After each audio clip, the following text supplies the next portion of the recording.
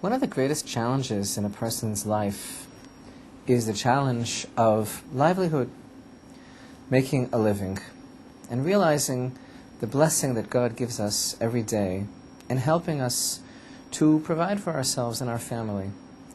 And it's really a test when we think about it. Of course, everything in this life is a test. But to realize how God is helping us and how we have to do as much as we can for ourselves as well, but yet how everything comes from Him, this is part of the test. And part of the test, too, is not to get too attached to money, to realize that money and possessions is just a means to an end. It makes it easier for us to serve God. We have to have what we need in this world, but we can't become too attached to the physical essence of possessions, because everything in this world is temporary.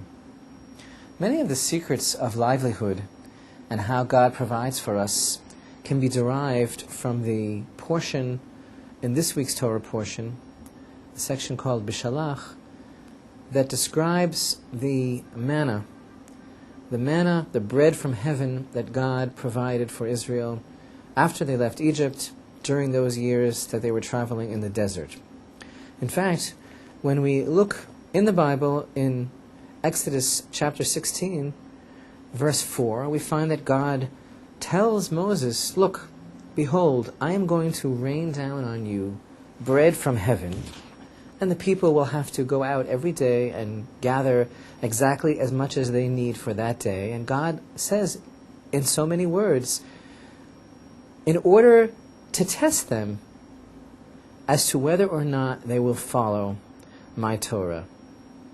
And we find, with regards to the manna that came down from heaven, that everyone had to walk a few paces out of their door and gather what they needed exactly for that day, just as much as they needed for their family needs. And if one became too attached to it, and one had gathered into the home more than was actually necessary for that day, it began to rot. We have to know that God provides for us constantly, but we can't become too attached to the thing itself.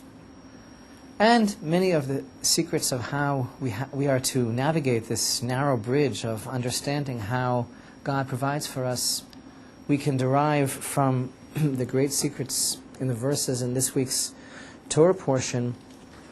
And the amazing thing about the manna, when we think about it, is really the fact that God was spoon-feeding the people of Israel from His holy table, as it were, from heaven, and literally giving them their daily needs, bread from heaven, so as today as well, God provides for our daily needs. But the question is, do we always recognize what it is that God is doing for us, even as He provides for our every need? And there's an amazing verse here in this week's Torah portion, in chapter 16, verse 15, where it says that the children of Israel saw what God was doing for them, and each man said to his fellow, it's man in the Hebrew, mem nun, this is what the word manna comes from. It's man, ki lo yadu mahu, because they did not know what it was.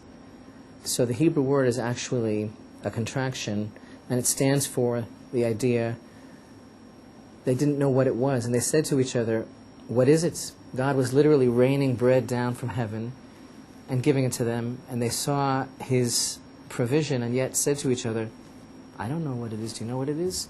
What is it? So they called it man.